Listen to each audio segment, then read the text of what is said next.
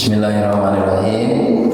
Assalamualaikum warahmatullahi wabarakatuh.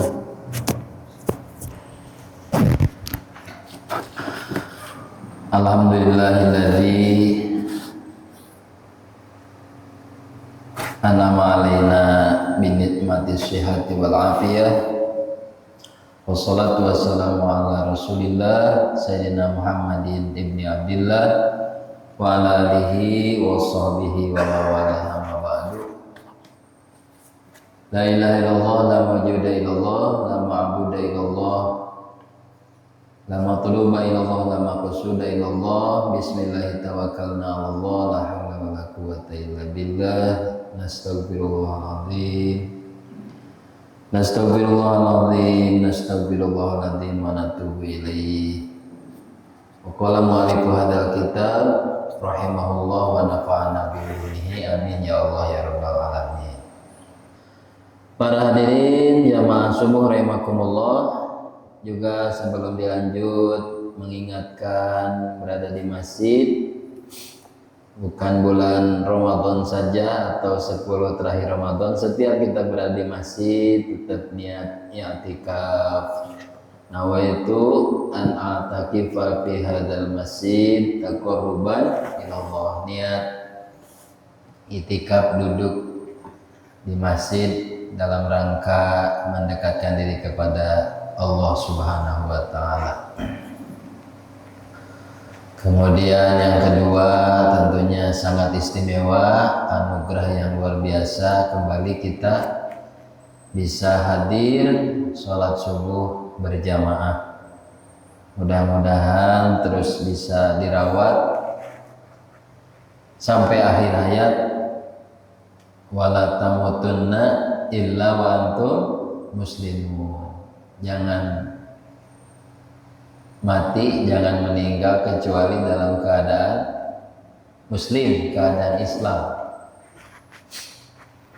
Perintah agar kita sampai wafat dalam Islam, caranya adalah amalan yang sudah kita lakukan saat ini terus dirawat. Manjaro ala syai'in famata alaihi. Barang siapa yang terus merawat dalam sesuatu, kalau merawat kebaikan, merawat berjamaah, termasuk subuh, pasti wafatnya pun dalam kebaikan tersebut. Yang merawat menjaga sholatnya yang 5 waktu, termasuk sholat subuh, ya meninggal insya Allah nanti sama sedang merawat sholat. Orang ahli sedekah, ahli berbagi, ahli membantu, nolong, rata-rata meninggalnya pun sedang seperti itu. Orang yang ahli ngaji, merawat pengajian, mendukung pengajian, meninggalnya pun rata-rata sedang tidak jauh dari ngaji. Tentunya sebaliknya, orang yang sedang dalam hidupnya terus merawat dosa, meninggalnya tidak jauh dari dosa. Itu cara mengukur meninggal dalam Islam yang diperintahkan, wala tamutunna illa wa antum muslimun. Bila di masjid ngaji itu tiap ahad, ada juga pengajian bulanannya sama para Pak Kiai, terus dirawat, dijaga istiqomah. Mudah-mudahan nanti wafat kita sedang jadi ahli ngaji. Tapi kalau sedang ngaji ini kayak subuh ini sambil ngantuk, dikira teh dengerin, padahal ngantuk atau ternyata udah meninggal. Jadi viral. Masya Allah, insya Allah, amin. Para guru-guru, orang ahli ngaji kalau ditanya, kalau meninggal sedang apa tuh kondisinya? Sedang ngaji gitu. Masya Allah. Tapi walaupun sedang tidak ngaji, sedang kerja, sedang aktivitas, sedang berjualan wafat, kan diobrolnya, kemarin masih kelihatan ikut ngaji. Insya Allah, amin ya Allah ya Rabbal alamin. Bila saya di Pancen Ahad subuh biasa membawakan materi tauhid, kitab Tijan Ad-Daruri. Walaupun sudah ada kajian tauhid, tentunya jangan bosan, mudah-mudahan nambah-nambah kekuatan kita bertauhid, atau paling tidak berilmu tauhid. Jangan sampai bertauhid tapi tidak berilmu tauhid, gitu ya. Atau berilmu tauhid tidak bertauhid. Bagusnya dia itu seorang muslim yang berilmu tauhid dan bertauhid. Na'udzubillah, jangan sampai tidak berilmu tauhid dan tidak bertauhid. Yang ngejarnya secara minimal paling tidak kita berilmu tauhid, walaupun belum bisa bertauhid. Luas maknanya, ilmu tauhidnya mantap, mateng. Tapi kalau lewat ke jalan CML yang gelap, suka takut sama hantu, gitu kan? Belum becek, lampunya mati, aduh gelap nih, ada kekuatan goib di situ. Tauhid. Tapi ilmu tauhidnya mantap, ya bagus juga. Lebih bahaya bertauhid tapi tak berilmu tauhid, atau cara menafsirkan tauhidnya beda, gitu kan. Kalau benderanya bendera tauhid, la ilaha illallah, ada pedangnya. Wah, gitu. Tapi tauhidnya beda. Contoh kecil, tauhidnya itu ada ngandung makulat. Makulat itu omongan-omongan, ucapan-ucapan yang tentu muncul dari keyakinan, menunjukkan kepada Allah sebuah ungkapan atau pertanyaan yang gak pantas ditanyakan kepada Allah. Namanya makulat. Jadi Allahnya ada pertanyaan mata, kaifa, kam, aina, gitu. Kapan adanya Allah? Kapan Allah berakhir? Seperti apa Allah? Di mana tinggalnya Allah? Ada berapa Allah? Nah, itu pertanyaan yang tak pantas ditanyakan kepada Allah. Akidahnya, tauhidnya Muslim Ahlussunnah wal Jamaah bersih dari makulat.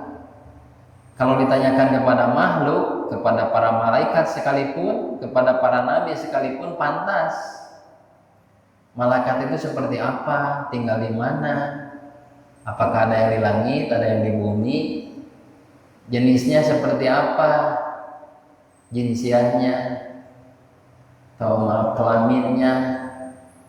Walaupun ada sifat malaikat, laisa dzakarun wala unta, malaikat itu bukan laki-laki, bukan perempuan, gitu kan? Bukan juga tengah-tengah kayak di manusia, bukan waria maksudnya. Tapi tetap pertanyaan tadi masih pantas tanyakan kepada Allah. Kepada para nabi seperti apa Nabi Adam, di mana dulu tinggalnya, ada berapa anaknya. Makulat ditanyakan kepada makhluk, walaupun makhluk istimewa sekalipun pantas. Tapi ada yang kuar-kuar tauhid. Islam kita harus bertauhid. Ternyata makulat tauhidnya. Allahnya masih bisa ditanya, seperti apa Allah, di mana tinggalnya, punya fisik atau tidak. Ternyata di pengakuannya ada fisiknya. Allah punya muka, Allah punya tangan, mata, kaki katanya. Jadi masih umpamanya subhanallah, subhanallah, subhanallah, maha suci Allah. Di rumah Allahnya punya kaki. Musyrik juga gitu kan. Hati-hati ini, bertauhid tapi ilmu tauhidnya beda. Gitu. Jadi bila di kampung halaman kita dulu kan biasa diajarkan akidah, bila di Batam masih ada pengajian tauhid, mudah-mudahan ini memperkuat kita, termasuk tadi sebagai cara untuk wala tamutunna illa wa antum muslimun, jangan mati kecuali dalam keadaan muslim. Di antara maknanya mati dalam keadaan bertauhid. Hadirin rahimakumullah, di sini ada materi wa yajibu ala kulli mukallafin ayya'rifa ma yajibu fi haqqihi ta'ala wa ma yastahilu wa ma yajuzu wa ma yajibu fi haqqi rusuli wa ma yastahilu wa ma yajuzu. Jadi ada materi wajib bagi kita mukallaf yang sudah balik, kita para kaum laki-laki, batasan baliknya umur 15. Jadi sudah balik, kemudian yang lainnya kita sudah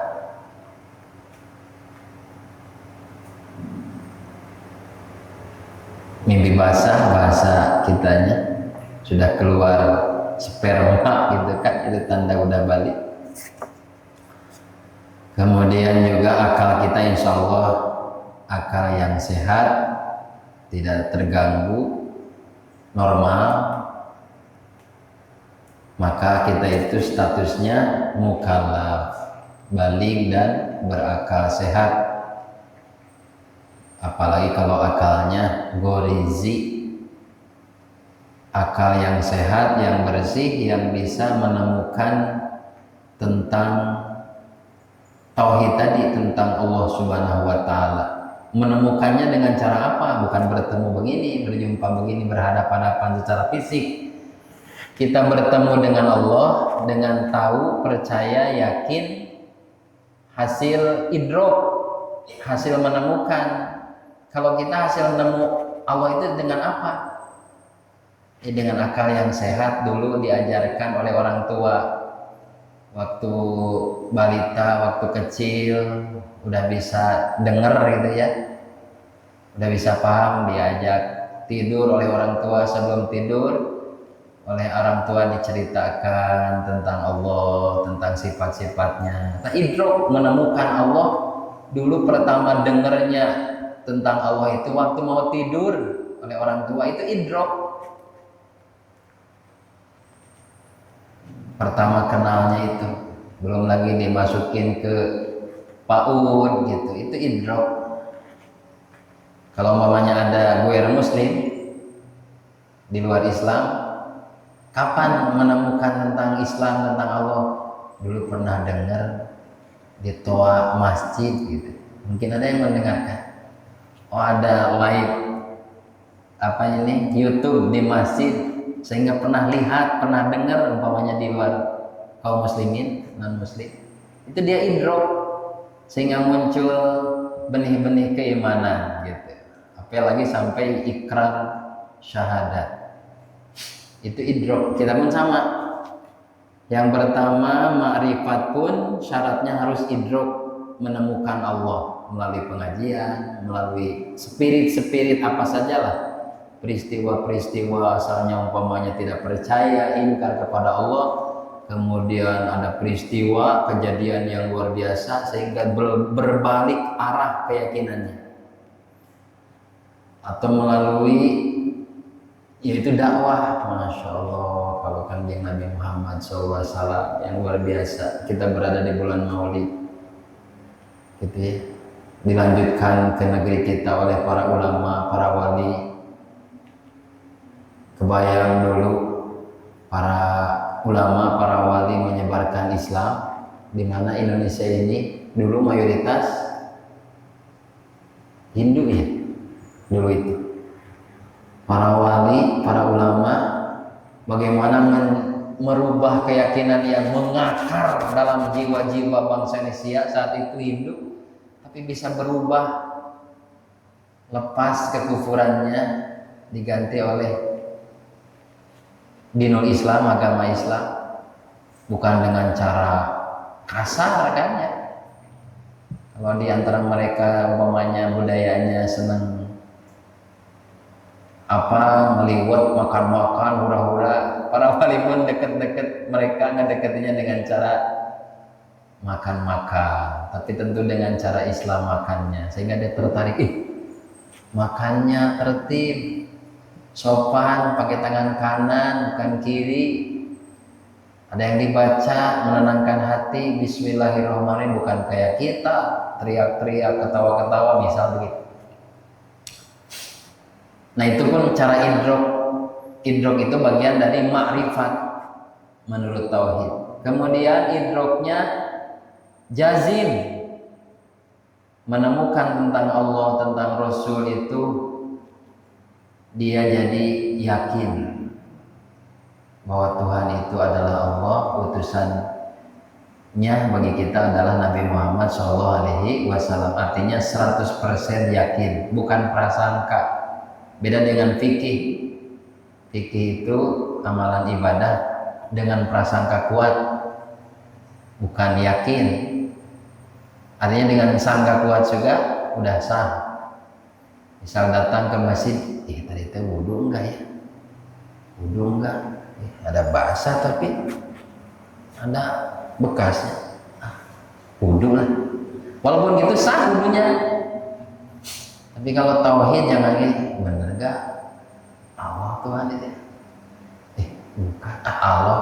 Nah ragu-ragu itu harus dibuang karena tidak sesuai dengan syarat ma'rifat. Jadi pertama menemukan Allah dengan yakin, tidak ada keraguan-raguan. Bihaitsu la yaqa'u ma'ahu taraddud, tidak ada keraguan-raguan. Misal pagi-pagi yakin, pas malamnya ragu, nah kan gitu. Atau malamnya ragu, yakin, pagi-pagi ragu. Buang keraguan, yakin bahwa Allah dan Nabi Muhammad ini bagian akidah kita. Allah Tuhan kita, Nabi Muhammad Nabi dan Rasul kita. Asyhadu an la ilaha illallah wa asyhadu anna Muhammadan Rasulullah. Jadi kuatkan lagi melalui ucapan syahadat. Bukan berarti syahadat masuk Islam ya. Kalau kita itu syahadatnya cukup dalam sholat, atau itu tadi dipakai wirid. Asyhadu an la ilaha illallah, asyhadu anna Muhammadan Rasulullah. Menguatkan. Karena syahadat itu fondasi bangunan masjid ini, masjid kita ini kuat karena fondasi kuat. Islam kita pun bisa kuat atau lemah tergantung syahadatnya.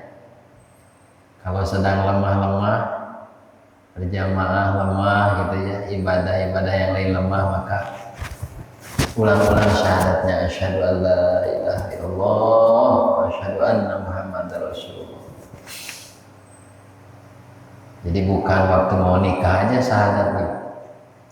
Setiap fondasi amal kita, sholat, zakat, puasa, berhaji, bersosial, itu semua dibangun di atas fondasi syahadat.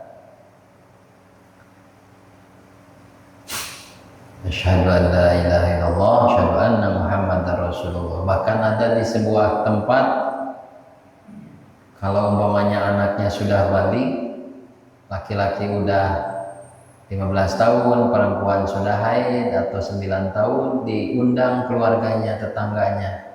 Ada acara apa ini katanya? Ada kenduri apa? Ternyata kendurinya itu pengumuman. Bapak ibu-ibu, acara ini mengundang bapak-bapak ibu-ibu ingin mengumumkan bahwa anak saya sudah balik. Kenduri balik. Jadi Islam sudah jadi kewajiban bagi dirinya. Beda dengan sebelum balik kan. Gak wajib puasa sebenarnya anak-anak, gak wajib sholat. Kenapa diajak sholat, diajak puasa? Itu tamrinan, melatih. Adapun dia sudah balik, nah itu udah baru wajib mukallaf. Jadi agar diketahui oleh saudara, oleh tetangga, anak saya sudah balik. Bila anak saya melanggar syariat Islam, nampak di jalan tidak kelihatan sholat, tolong tegur anak saya, hei sholat ayo. Nah, karena dia sudah balik. Sementara kita kadang masing-masing hidup aja, mau sholat mau enggak gitu kan. Kalau begitu nantinya jatuhnya dayus, apalagi kepada keluarga, istri, anak, orang tua, keluarga dekat, tidak melakukan syariat termasuk sholat, biarin aja, masing-masing hidup dayus. Kata Nabi, maktubun ala babil jannah, tercatat ditulis di pintu surga. Di situ ada golongan yang diharamkan masuk surga. Di antaranya adalah dayus, membiarkan orang, terutama orang dekat kita, melakukan dosa, cuek aja, mau dosa, mau maksiat lah terserah, duit dia gitu kan. Itu namanya dayus.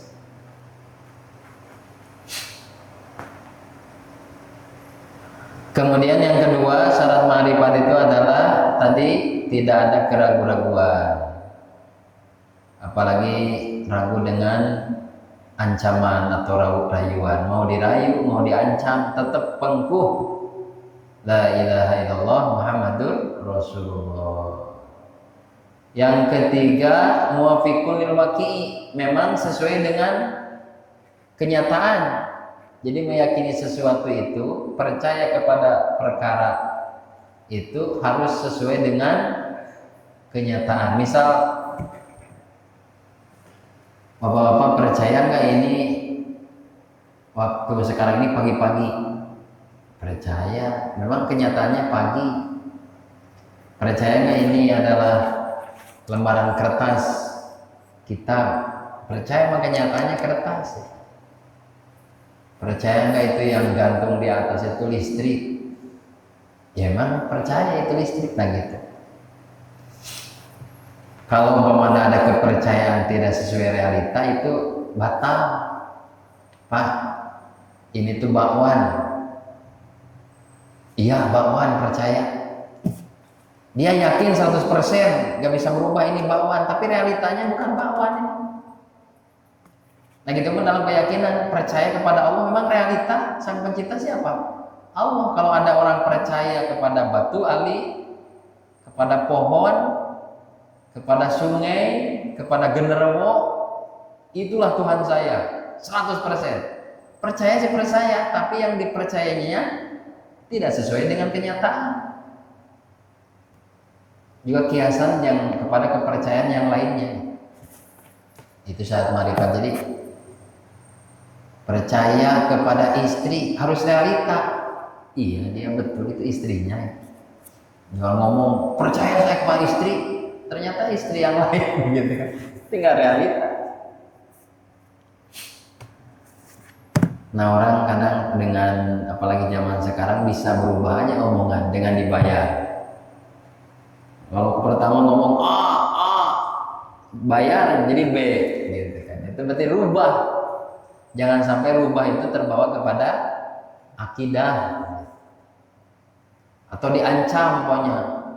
Bapak kok jadi rubah, kenapa? Saya diancam. Harus dilihat ancamannya. Atau banyak bulan puasa ada orang dewasa atau bapak, kelihatan bapak ngopi ya, nggak puasa Ramadan. Iya, saya batal. Kenapa? Saya dipaksa, diancam katanya. Nah, bahasa diancam itu harus dilihat siapa yang ngancamnya.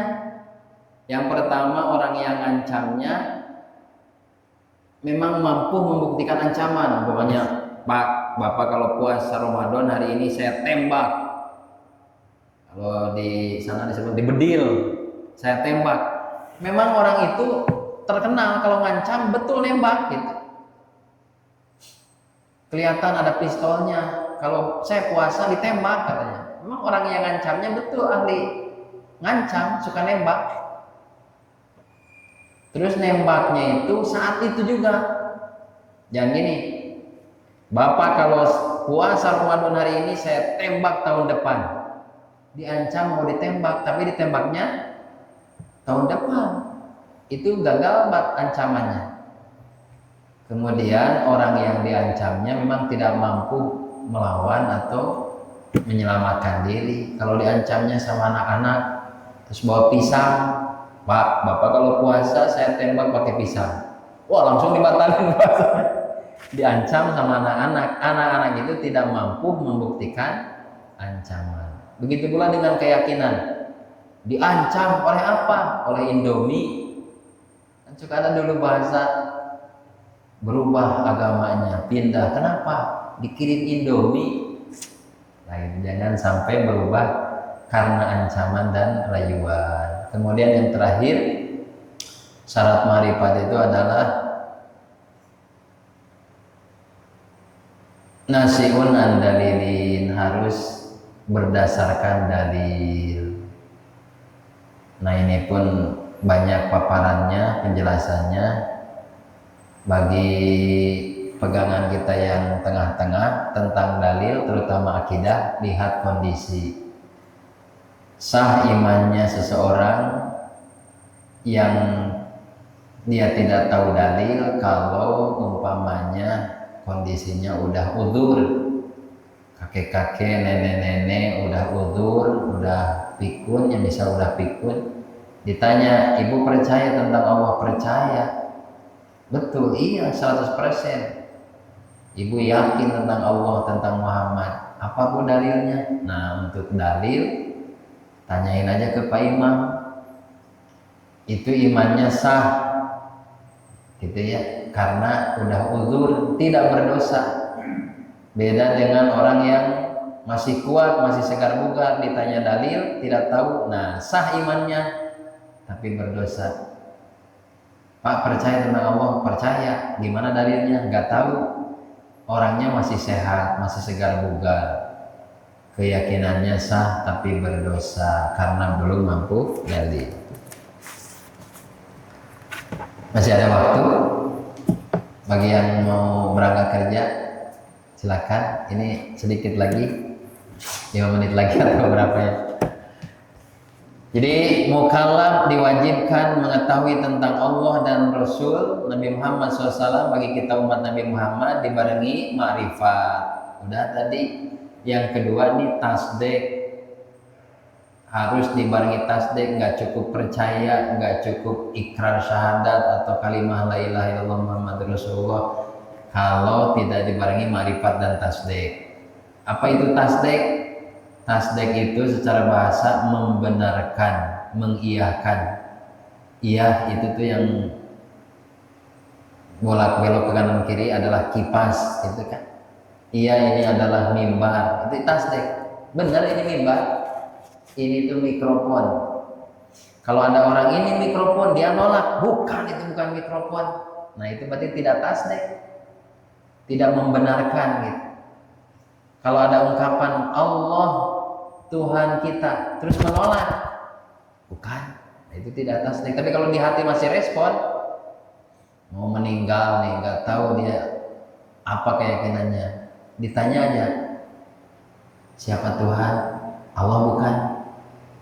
Allah bukan? Tuhannya Allah? Dia gini aja, itu tasdik, dia sudah membenarkan, walaupun dengan isyarat. Nah, dalam tasdik itu syaratnya dua. Satu iddi'an, dua qabul. Iddi'an pengakuan, qabul penerimaan. Jadi harus ada ungkapan diterima, diaku dan diterima. Ya, pengakuan itu tadi mengokekan. Misal gini nih, contoh, ini sorban. Ini saya akui, ini sorban hijau, ini sorban saya. Itu pengakuan.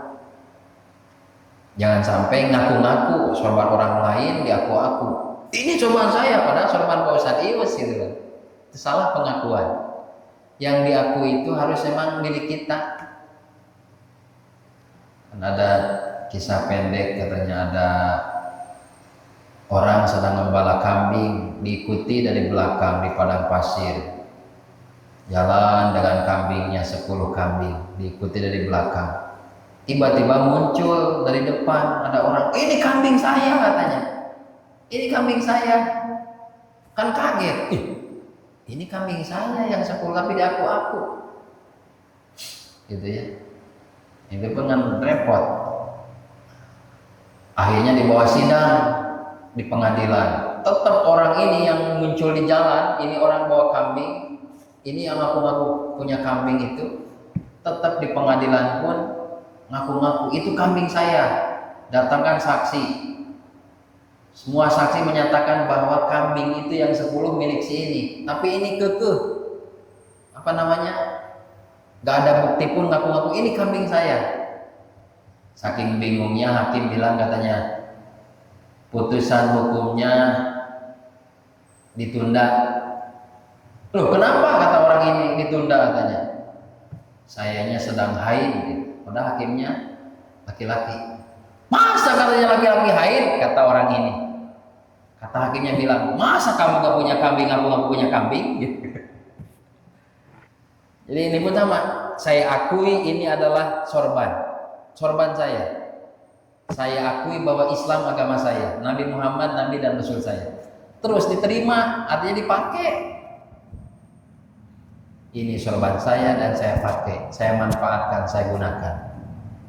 Dalam tasawuf pun sama. Allah Tuhan saya, Islam agama saya, Muhammad adalah Nabi dan Rasul saya. Terus dipakai. Allahnya ditaati, gitu. Islamnya digunakan, diamalkan, Nabi Muhammadnya diikuti. Kan tidak sedikit. Saya Islam, tapi nama baik Islam dirusak terus gitu. Berarti ngaku-ngaku aja. Nah dalam tasawuf itu diakui dan diterima. Termasuk dalam agama Islam ini kita akui sebagai keyakinan permanen kita, jangan lepas. Sehingga muncul tasdik, sega tasdik raditu billahi robba wa bil islami dina wa bi muhammadin nabiyya wa rasulah wa bil qur'ani imama wa bil mu'minina ikhwana wa bil ka'bati kiblata. Aku ridho Allah sebagai Tuhanku, Islam agamaku, Nabi Muhammad Nabi dan Rasulku, Al-Quran pedoman hidupku, orang muslim, orang beriman, saudara-saudaraku, dan Ka'bah di Makkah Al-Mukarramah adalah kiblatku. Itulah segat atau buah tasdik. Mudah-mudahan kita betul-betul tasdik, mengakui dan menerima. Jangan ngaku-ngaku saja tapi tidak menerima, ngaku Islam tapi menolak ajaran Islam. Kalau ada yang belum mampu dilakukan dalam Islam, jangan ditolak, apalagi dicoret. Tapi ikrarkan, ya Allah, saya percaya semua syariat agamamu adalah kebaikan untukku. Di dalamnya termasuk ada jihad, ada waris, termasuk ada, kalau bapak-bapak takut ngomonginnya agak bisik aja, misalnya gini, termasuk poligami.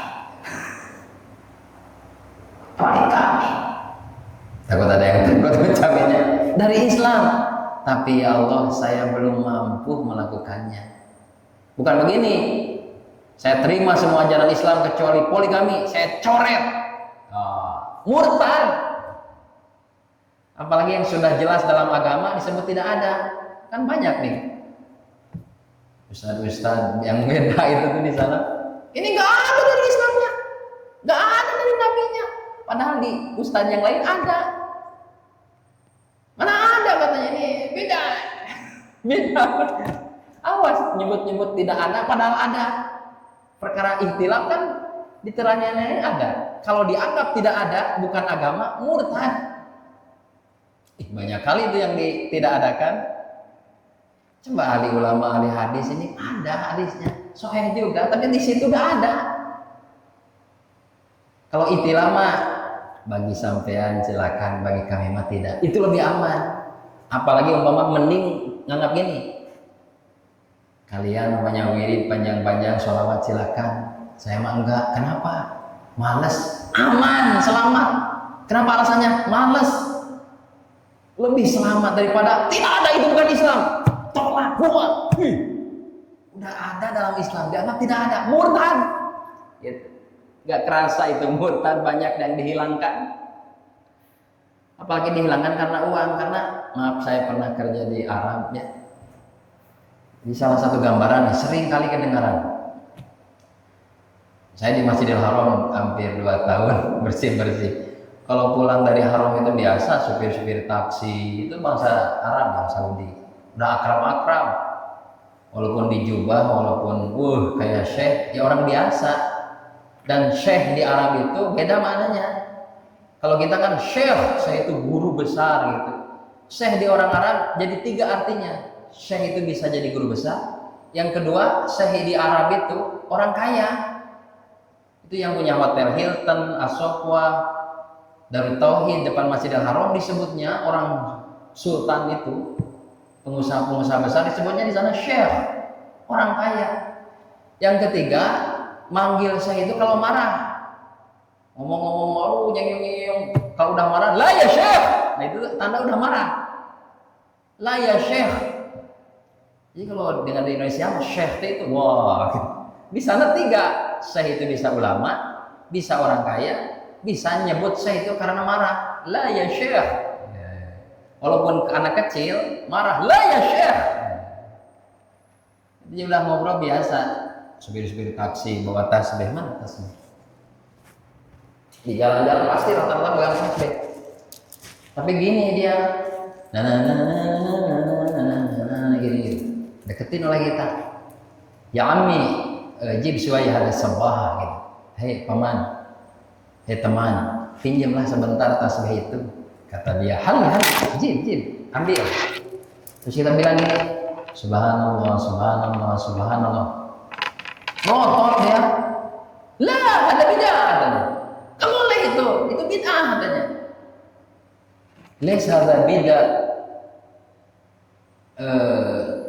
jinsiyah haqqat biu hada sabah. Kenapa bid'ah? Itu bangsa kamu itu jual tasbih itu di toko-toko dijual, di emperan dijual. Pasti bapak-bapak yang umroh ada orang takroni, maaf orang-orang hitam itu kayak di pasar kaget tasbih dijual. Kenapa saya baca subhanallah kenceng tadi, subhanallah, subhanallah? Itu dia, kenapa? Sementara bangsamu itu tuh jual-jual tasbih. Hadza fi fulus. Itu ada duitnya. Jadi kalau dijual ada duitnya enggak bid'ah. Tapi kalau dibaca subhanallah, subhanallah bid'ah. Jadi kalau ada duitnya, yang tidak bid'ah itu ada duit. Kalau yang ikut-ikutan itu mah udah gak ada duitan, gak ikut-ikutan lagi.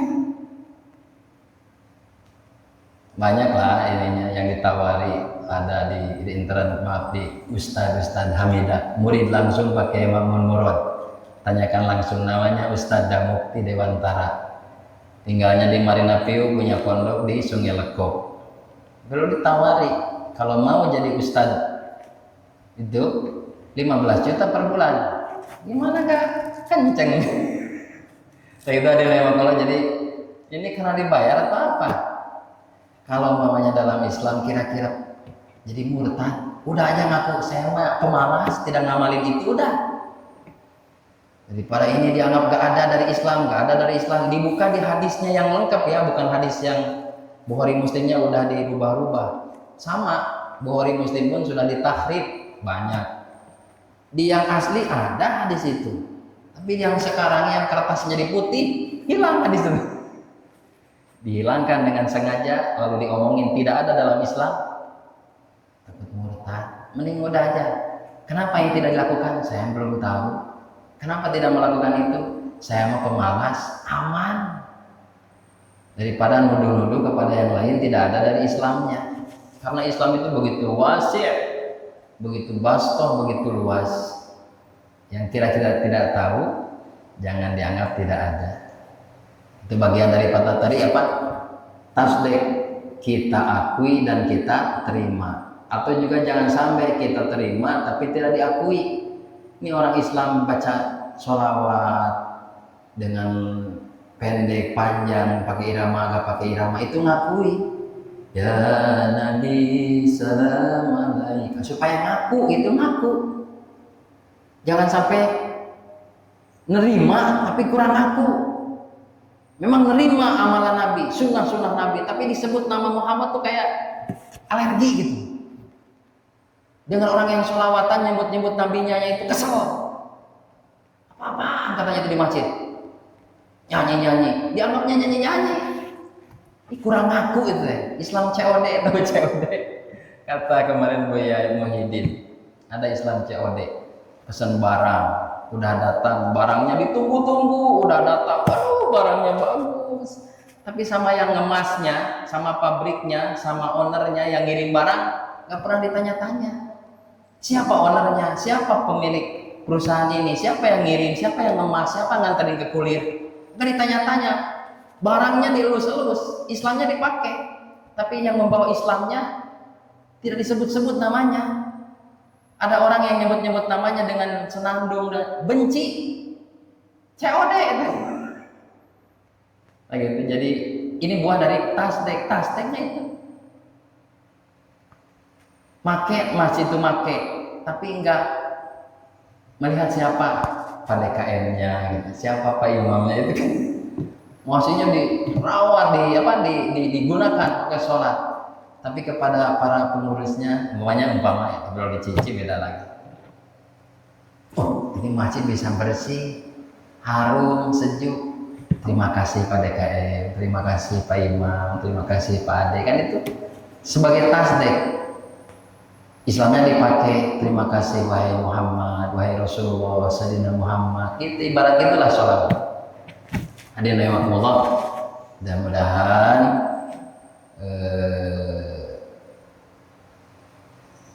syariat agama arkanul Islam yang pondasinya kalimat syahadat asyhadu an la ilaha illallah wa asyhadu anna muhammadar rasulullah betul-betul tadi bisa kita akui, kita terima dengan maksimal sampai kita wala tamutunna illa wa antum muslimun, terbawa sampai wafat dengan selamat. Amin ya Allah ya Rabbal alamin. Mungkin itu saja silaturahmi ahad pagi ini.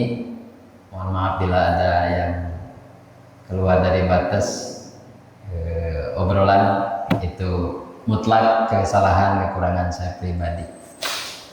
Allahumma sholli wa sallim barik amin ya Allah ya Rabbal alamin. Bismillahirrahmanirrahim. Alhamdulillahirabbil alamin wassalatu wassalamu ala sayyidina Muhammadin wa ala alihi washabihi ajmain.